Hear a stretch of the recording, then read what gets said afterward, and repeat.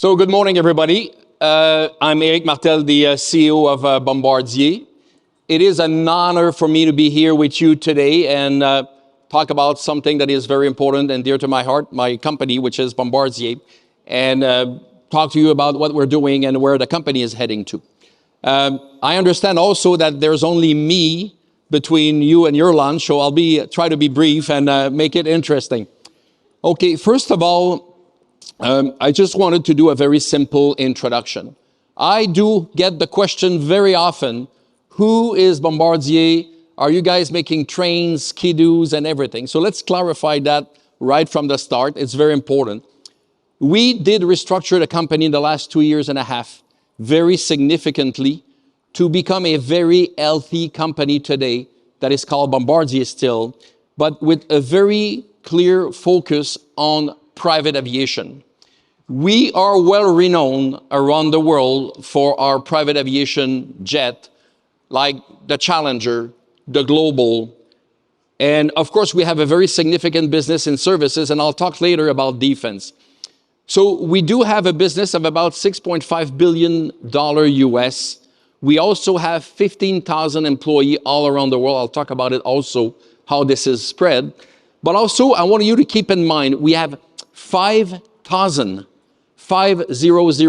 airplane flying everywhere in the world. And when I say everywhere, it is everywhere. There's no country that doesn't have an airplane of us flying up there. So that's what we've become, a private aviation focused company over the years.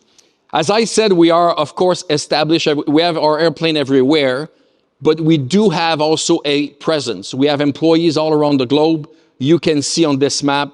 I was just in Melbourne a few weeks ago to open a service center in Australia, as we have about a fleet of 100 airplanes flying out there.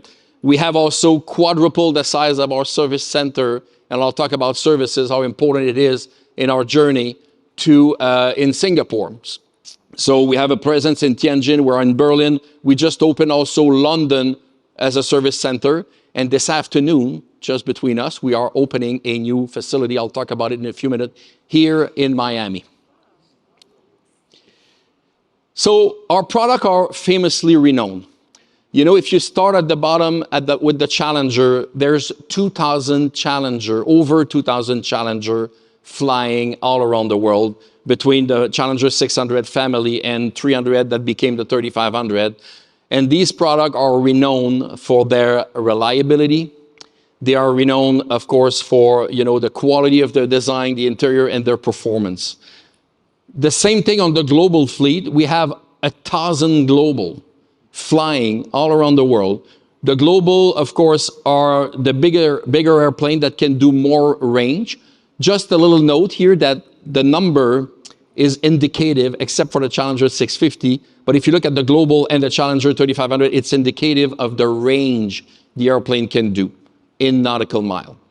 So we'll come back on the Global 8000, which is the airplane that flies further, higher, faster than any other airplane in the private aviation sector that exists today. And we are building that airplane, of course, in Toronto and Montreal, but of course, serving it all around the world. So our industry has transformed over the last 2 years. So just a bit of a note on myself. I was at Bombardier for almost 15 years. I left to run another company for 5 years, came back as CEO 2 years ago, 2.5 years ago now, time's flying, in a very challenging time. So we needed to restructure the company. As I said, we sold the train division, we reorganized completely, and today we're focused on private aviation. But clearly the world has changed because, as you know, we had a pandemic that affected the commercial aircraft. When I say commercial aircraft, I'm talking more about the airline. The airline were grounded for a long time. Nobody could fly out of their country. So flying was limited. But something interesting happened for private aviation. A lot of people that never flew on a private jet, but that were flying very often, first class seat, tried, flying private.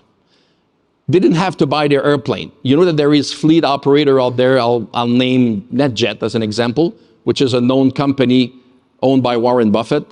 They have almost 700 airplanes today. A lot of them are Bombardier airplanes. They selected our airplane because of the reliability, the cost efficiency, and everything else. So what this has created is a new phenomenon. So people bought for the first time hours to fly on a private jet. First, they realized that it's a bit more expensive than a first-class ticket, but it's not that much more expensive. The second thing they realize is, hey, I live when I want, I arrive and I will depart at the time I want, but I also fly with my family or my colleague. I'm not going to be on board. And of course, during the pandemic, that became very popular. People didn't want to get onto an airplane with 300-400 people they don't know. So for all these reasons, we've seen a major shift of people flying executive class in the commercial world to private aviation. And believe me, when you tried it, you stick to it. So these people are enjoying today flying private. And we see that right now. There is a strong level, about 20% more hours are being flown today on our fleet of 5,000 airplanes than there was before the pandemic. So that's a lot of hours more being flown on that fleet. You know, it became so popular, and it's a very important leading indicator for us. There's no used market available. You know, there's no inventory. There's about 2.6% of the fleet today that could be up for sale as a used airplane, where normally it's about 10 to 14. So it's supposed to be 10 to 14. It's always been 10 to 14. We've seen 8 in very aggressive time. We've seen worse, but usually that's the band. Now it's 2.6%. So the fact that there's a lot of demand for flying, the hours are good, that there's no inventory. So it was good for our business because we've been able to grow our backlog, which makes Bombardier today in a very unique place, you know, to be able to perform. Because when you have backlog, you have predictability. We have about 2 years of backlog ahead of us. You know, so if you knock on our door, and I'll take the order right after this meeting, if you're interested, I will tell you that the next airplane available, depending on whatever the model, is about 2 years down the road. So that's a good position for us because, you know, it's predictability in terms of our business. Of course, there is headwind. You know, supply chain is tough for everybody. I would say we're probably less impacted because of decision we've made 2 years ago. You're aware of the geopolitical tension and, of course, the potential recession that everybody talks about. But, you know, my job as a CEO is not with my team to make prediction. A lot of people do that. My job is to be ready for whatever is coming up, and we are. And we are ready very much for whatever is going to be ahead of us. If there is a recession, we can get through the recession. And if the market continues to be strong as it is right now, we'll be happy also.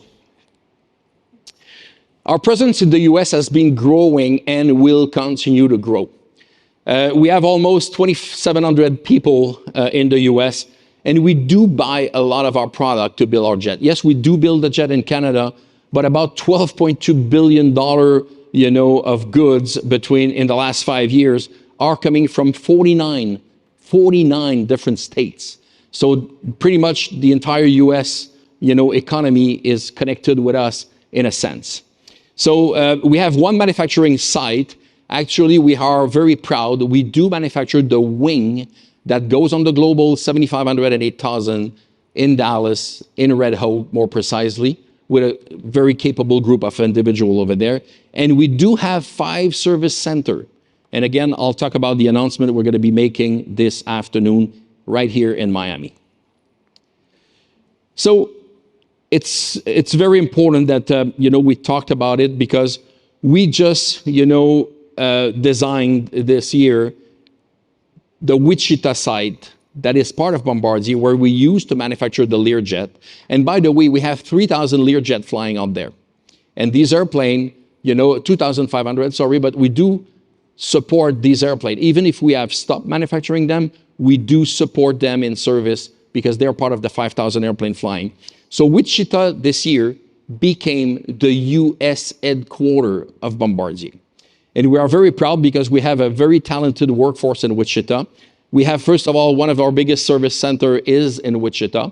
We also have Bombardier Defense, We created Bombardier Defense this year because, as you can imagine, with the geopolitical tension, there is more demand.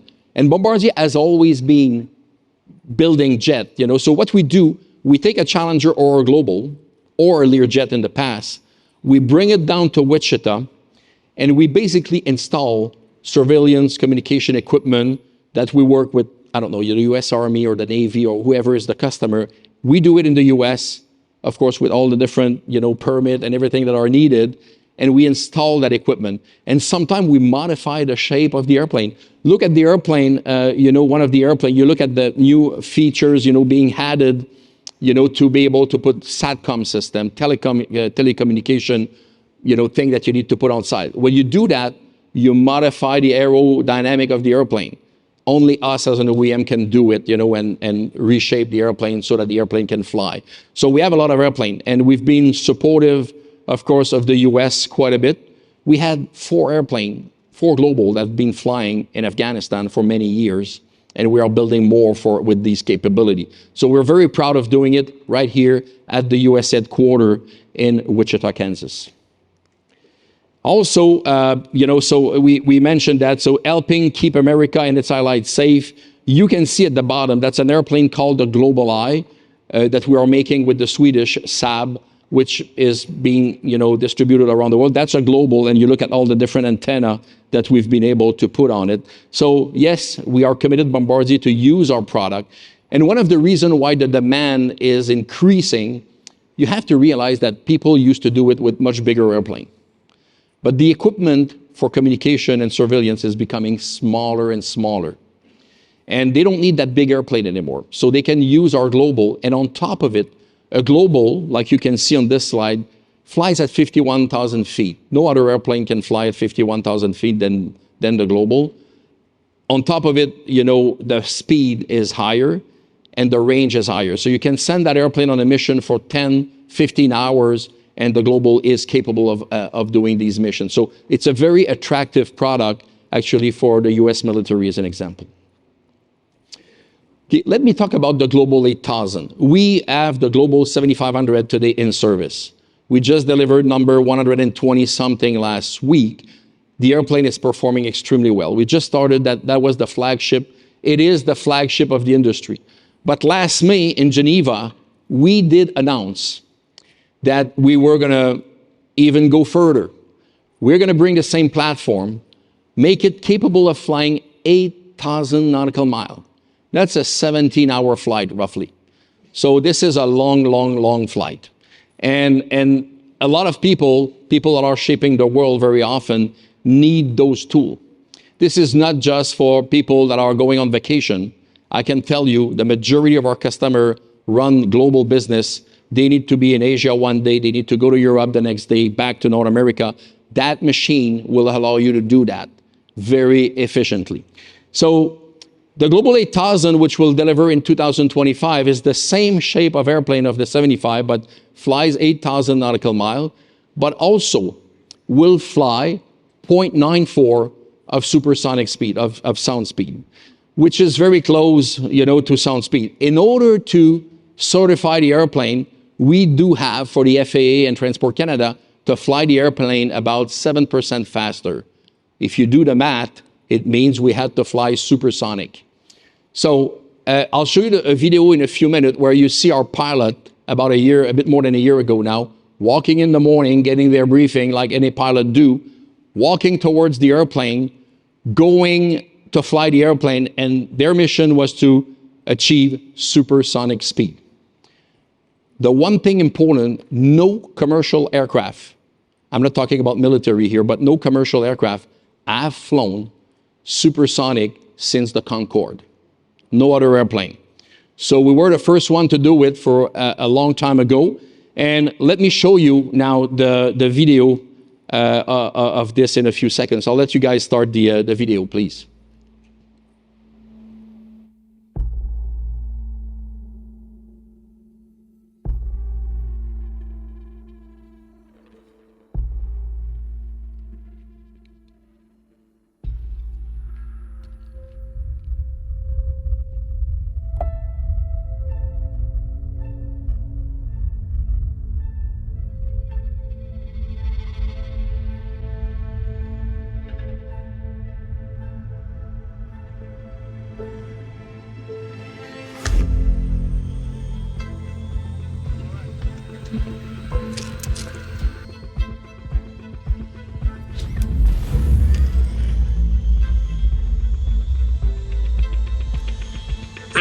3829. Requesting clearance for takeoff.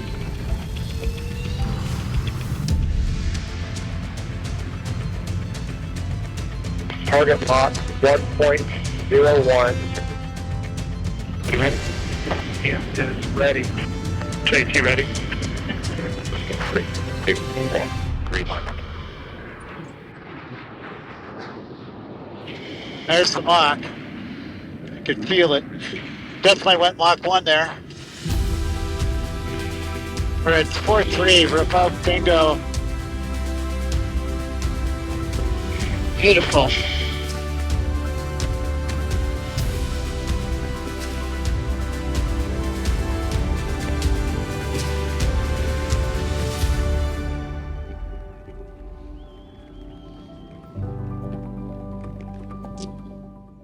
It's pretty cool, isn't it?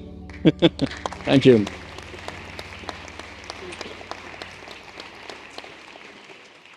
So this afternoon, so the jet flew supersonic, as you can see. That happened about a bit more than a year ago. The airplane will go into service in 2025, and we are extremely proud because this is the flagship of any private jet that is flying today. So also this afternoon, as I mentioned, we are extremely proud. We have a lot of customer in Florida, a lot of customer, whatever if it's Orlando, Miami, Fort Lauderdale, in all other city. We are building our biggest, service center here. We had a service center in Fort Lauderdale for many, many, many years, but now we're building a service center which quadruple the size of our presence here in South Florida. So this afternoon we'll have a great event. This is a 300,000 square feet facility. We're hiring a lot of people right now here in the region to have a certified licensed mechanic. And this was a $100 million investment on our behalf in the region. Another business that is a lot of interest right now, I told you there is 5,000 airplanes out there. On average, every year, 400 people will decide to sell their airplane, to buy a new one, a bigger one or something, which makes a lot of transaction possible. As an OEM, what we're trying to do right now is we're not trying to get the entire market, but of those 400 transactions every year, we're trying to capture some of them in a certified pre-owned program. So basically, the airplane comes back to the OEM, which is Bombardier. We basically overhaul the airplane, make it fresher, put new avionics, new entertainment system, new connectivity solution that are very efficient today, and recertify that airplane and sell that airplane then on the market. So not only we're going to be delivering new airplane, which we will always continue to do, but we are also revamping, if I could say, refurbishing some of the existing fleet. And that business is actually doing extremely well. We started that about 2 years ago. It's really picking up and makes airplane and aviation also safer again. Sustainability. We hear a lot about sustainability. So just to put things in context, if you look at emissions today, CO2 emission, aviation as a whole, I'm talking about all the airline together, all the private aviation is about 2% of the emission. Private aviation is less than 0.05%. So we talk about it a lot, and I'm not saying this because it's not important. Every industry, I think we all have emission together. We need to reduce our emission. Even if the number is smaller, the business aviation community, not just Bombardier, but the entire private aviation community, is committed, as you can see here, to achieve net zero by 2050. And we are really aiming to this. If you look at our track record since the 50s or the 60s, the emission have been reduced by 50, 60%. They've been reduced a lot, and we will continue because there's a win-win here. If you use less fuel, it costs less to operate the airplane, and it benefits, of course, the challenge we are all facing. And Bombardier is also ourselves, with just our operation, our plant, our service center, we are committed to reduce by 25% our CO2 emission, but this is coming soon by 2025, and we are well on track to achieve that target. We just last week, interesting thing, 2 weeks ago, right here in Orlando, it was the NBA, which is a big show that's happening every year where everybody from the industry gets together, private aviation industry, And we are really trying to lead, the effort in private aviation, Bombardier. And here what we've announced is that we ourselves, because we have a demo fleet, we are flying, of course, when we build an airplane, we need to go and test flight the airplane. We will do this using sustainable fuel. Most of the, where we can, but at the same time, even if there's none available, we're going to do what you call a book to claim. We're going to pay because there's an extra cost, and somebody else close to a factory where they produce sustainable fuel will put the fuel on their airplane, but will be the one paying. So you call it a book to claim, which makes a lot of sense, and we'll do that. We've committed to do that, and we will do it starting January 1st. You've seen a video at the beginning. So in terms of innovation also, if we want to reduce emission, and this is where today the majority of the R&D, research and development budget of Bombardier is being spent, we are, looking at technology readiness to reduce CO2 emission. This is a new shape of an airplane. You can see a blended wing with the fuselage, which reduce friction. And we do believe that we will be reducing emission just by changing the shape of the airplane by around 20%. This is the video. You've seen a drone flying at the beginning. That was that airplane. So we're building it bigger and bigger. Now we have an airplane with about 18 foot of wingspan, a drone, that we are flying in a secret places in Canada and testing to make sure that it's working out. So if you want to join a passionate team, Bombardier right now is hiring quite a bit. We have about 1,000 people in recruiting that we are trying to recruit. About 400 or 500 of these people are here in the US, licensed technician, leadership position. You go on our website. So we are a very dynamic company. We are, ready to face whatever is ahead of us, and we are extremely happy to be sharing this with you today. Thank you. Good morning, everyone. Before we get started, let me go ahead and stand up for a second. It is my distinct pleasure and honor to introduce to all of you our mayor, my boss, the first woman mayor in Miami-Dade County history, Daniella Levine Cava, to say a few words.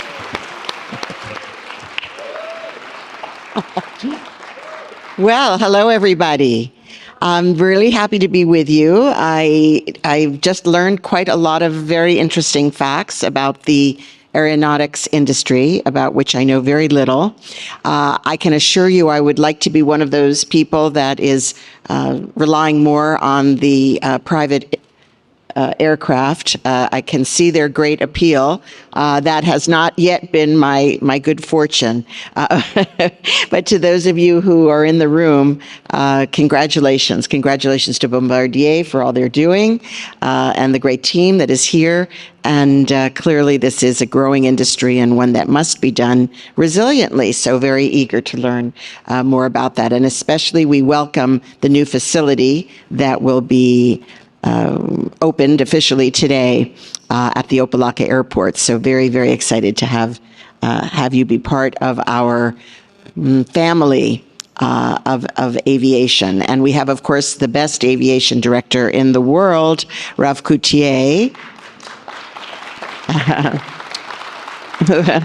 I think he really lives for airplanes. We were out doing the 5K at 7 in the morning Saturday, 2,500 people strong, raising money for breast cancer cure. That was very inspiring. And he was just so excited. He was excited about the run, but mostly he was excited about the planes coming off and taking off and landing. That was really the highlight. So it's great to have an aviation director who really loves the business. So the topic that you are addressing, trust, it is very sobering because really, of course, when you go up in the air in one of these flying machines, you have to have trust, right? My husband is a physician. Of course, I'm an attorney and social worker. And he and I talk often about the fact that his decisions affect life and death on a momentary basis. Whereas mine, maybe not so much, maybe there's a little more wiggle room. But I think in this industry, it has to be about trust. Certainly, when I go flying, I am trusting that the aircraft and that the personnel know exactly what they're doing. But I just will say a few words of welcome. I guess many of you are coming from outside the area. How many of you are from South Florida? All right. And how many of you wish you lived here? Right. Yeah, that's my best line. Okay. And we know that many are moving here. We're very grateful for that growth. It's all good, except it is driving up our housing prices, which we're working aggressively to solve the affordability gap. But truly, we live in paradise, and that is why people come. More so, that was discovered during the COVID pandemic. People could come here to visit, and as a result, our airplane has grown back, and especially for foreign travel, we're #1 now in the United States for foreign travel. Yep. And also, we've been recognized as #1 in sustainability. So very proud of that fact. Always more to do, and we do have more plans in the wings. But as you come, take off or land, you will see the treasure that we call home. You'll be able to see the Everglades National Park, our really a World Heritage Site, a gem. You'll see our beautiful bay, which is another national park, Biscayne Bay National Park. We, of course, have parks and beaches galore, vibrant neighborhoods, fantastic cuisine, and mostly a welcoming and open spirit to welcome people here, newcomers here. I delight in the fact that we always are dynamic and diverse, maximally diverse. So today you'll be exchanging ideas, you'll be investing in trust.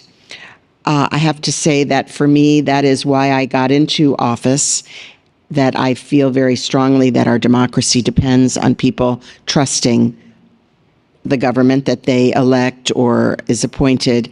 And I see so much, unfortunately, going in the wrong direction, people losing trust and confidence. So working together with an industry that must have trust, it's essential. I want to assure you that my job as mayor and the part that I play in overseeing this wonderful airport and the other facilities is really all about building that trust together. So let's learn more how we can increase our sustainable development goals. Let's move to LEED, which we have, LEED certification and beyond. Thank you very much for being with us here. Thank you. Thank you. Thank you. Éric, once again, welcome to Miami-Dade County, and we look forward to your partnership with Bombardier over at our new facility in Opelika. Thank you very much. We're very excited about that. You mentioned in your talk the aviation industry and the unique effect that global supply chain issues have had on you in particular, on the industry overall. Could you expand a little bit on that and see how Bombardier is handling those challenges?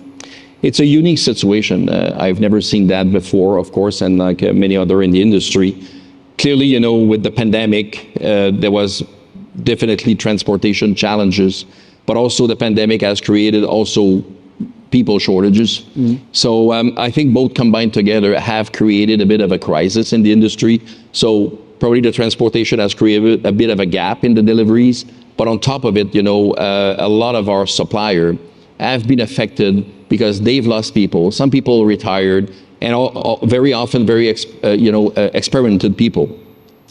I think at Bombardier we did two things 2 years ago that are helping us today. First of all, we call it a navigator. Those are people that are monitoring everything that's happening in our supply chain. We have 5,000 suppliers, so that's a lot of suppliers to manage. We cannot see everything, but we added people. When 2 years ago everybody were cutting people, we added people, which is helping us today.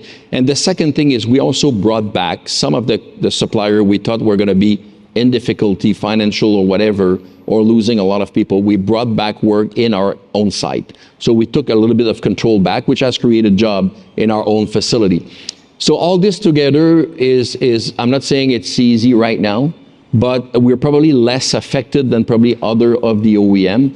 I think we're going to have another 12 to 18 months before things stabilize again, assuming there's no shock to the supply chain again, like port closing or things like that. So I guess we're going to be catching up, but there's a lot to be catched up on. Oh, that's very interesting. Since you mentioned the challenges you've had with recruiting staff, do you have similar challenges as far as diversifying your workforce, as far as introducing diversity as you recruit additional staff? Clearly, it is always a challenge, but we are extremely proud that, this is part of our journey. Clearly at Bombardier, we have clear targets, clear ambitions. And even here in Opelika right now, the new site, we have amazing diversity of the workforce. So we are capable of, this year, Bombardier has hired about 3,000 people since the beginning of the year. So we've been successful to attract people because people want to be part of a winning team, and I think we are a winning team. And at the same time, the growth is there. So it's not just a question of replacing people that are retiring, but it's also a question of growing the business at the same time. So quite challenging, but we've been fairly successful this year. And the diversity aspect for us is key. And I think, we do it in every single site that we have around the world. Thank you so much. And by the way, I was going to congratulate you because I am aware that you're hiring local technicians from a school that we have right there at Opelika that produces numerous technicians with every graduating class. So thank you for that. But this is a very important point you bring up because school, we are working. We've been doing it for years, but probably actually we've accelerated that. Everywhere we are, we work with the local school. We're trying to help them predict, hey, we're going to hire 100 people in 2 years, 3 years.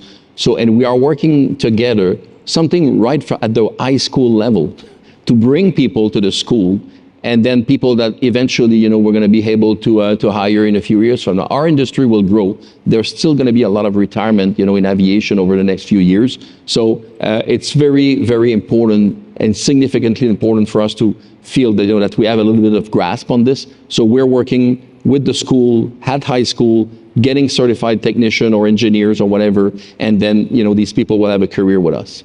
Well, congratulations for that effort. Thank you so much.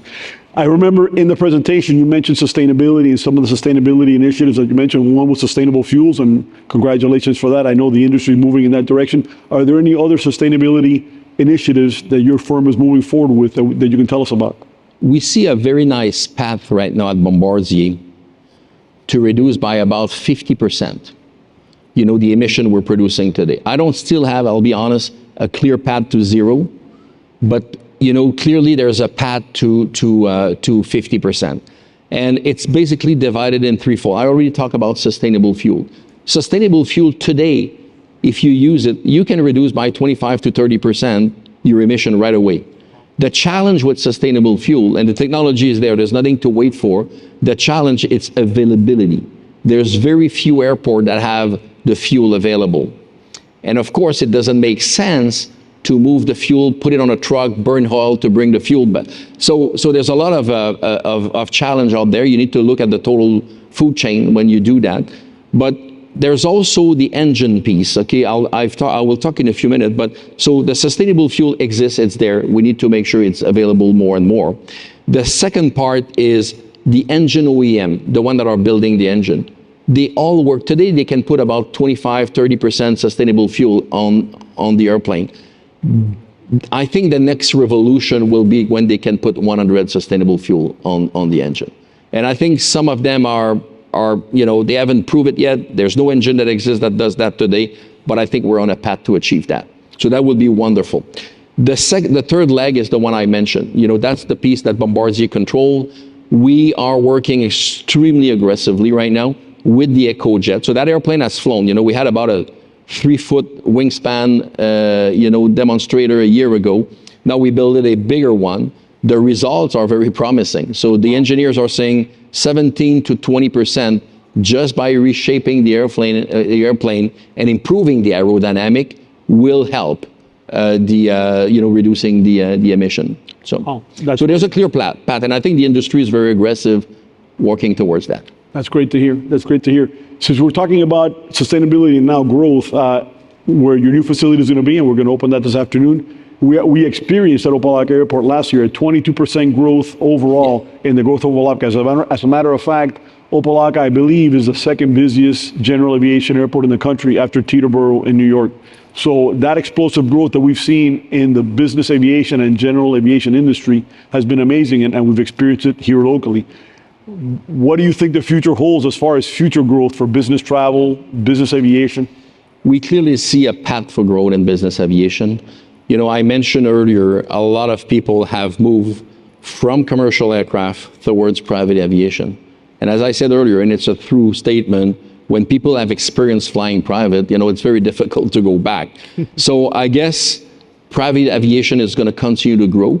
I think we need to be mindful of the sustainability aspect to it also, to make sure that we are reducing, emission, because you don't want to create a bigger problem than we have today.